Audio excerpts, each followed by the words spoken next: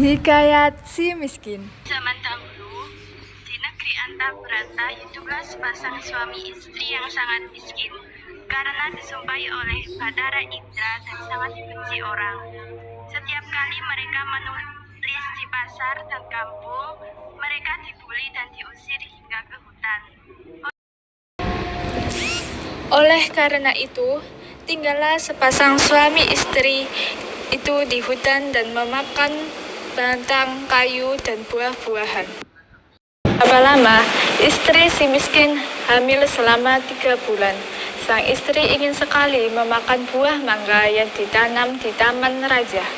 Si miskin pun terketuk hatinya karena dahulu ia di keinderaan waktu menjadi raja.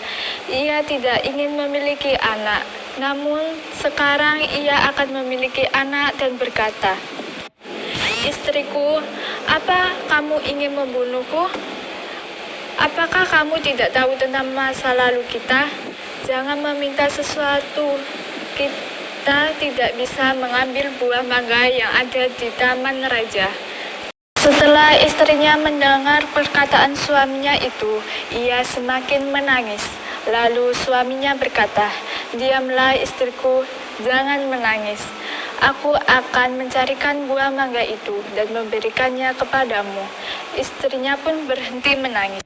Lalu si miskin pergi ke pasar mencari buah mangga.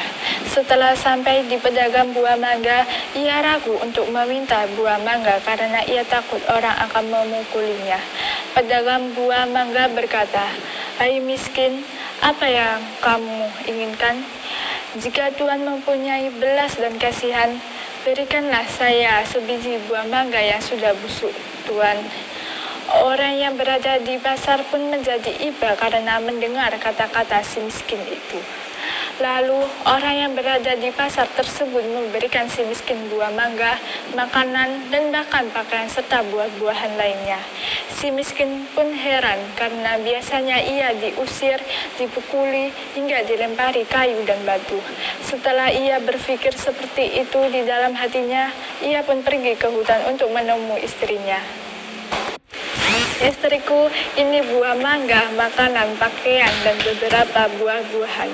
Kemudian istrinya menginjak-injak apa yang diperoleh si miskin tersebut, sambil menceritakan apa yang terjadi.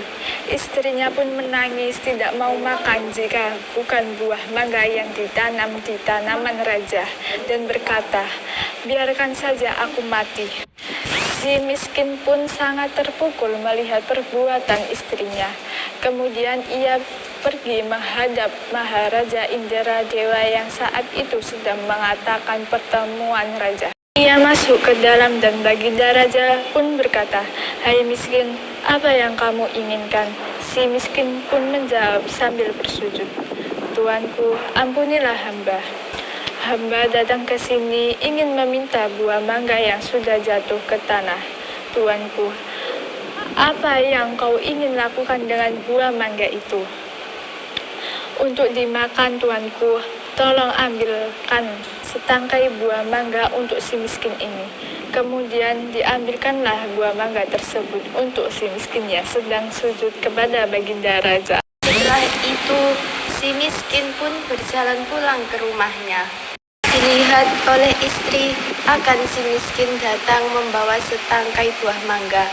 Ia pun tertawa senang sambil memakan buah mangga tersebut. Kemudian, sang istri menangis ingin makan buah nangka yang ditanam di tanaman raja.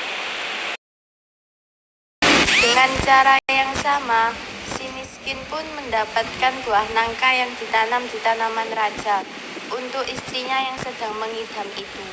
Istri si miskin hamil, banyak makanan, pakaian, beras, dan peralatan yang diberikan kepadanya. Dan tepat pada malam hari 14 bulan itu, bulan bersinar terang. Kemudian pada waktu itu juga, istri si miskin melahirkan seorang anak laki-laki yang sangat baik dalam penampilan dan tanpa. Anak itu diberi nama Marakarma, yang artinya anak di dalam kesulitan. Allah Ta'ala yang melimpahkan kepada hambanya, si miskin pun mengganti tanah untuk membuat tempat tinggal untuk keluarganya.